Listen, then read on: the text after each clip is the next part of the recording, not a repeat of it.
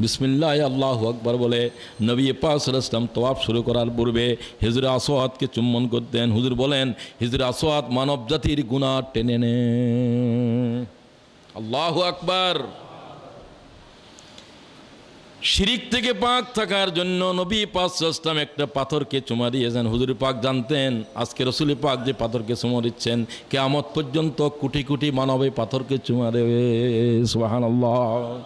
হযরত ওমর পাথরের সামনে দাঁড়ালেন আর বললেন ইন্নী লা আলামু আন্নাকা হাজারুন, হে পাথর। হযরত ওমর কয় তুমি পাথর ছাড়া আর কিছু নও। ইন্নাকা হাজার, তুমি কি? নিশ্চয় তুমি।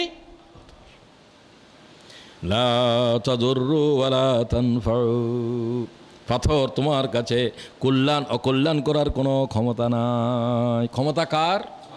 খাইরিহি ওয়া শাররিহি মিনাল্লাহি তাআলা। একটা সামান্য কিছু দেখলে মানুষ তার কাছে আজীব কিছু মনে করে।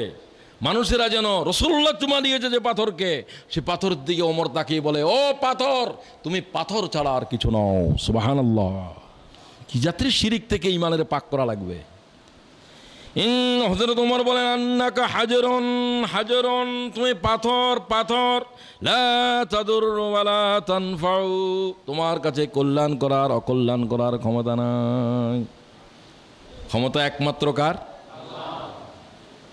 ওয়ালাউলা আন্নী রাআইতু রাসূলাল্লাহি সাল্লাল্লাহু তাআলা আলাইহি ওয়াসাল্লাম কাব্বালাকা মা কাব্বালতুকা, ও পাথর তোকে যদি মুহাম্মদ রাসূলুল্লাহ চুমা না দিত আল্লাহর কসম আমি ওমর তুই পাথরের চুমা দিতাম না। সুবহানাল্লাহ।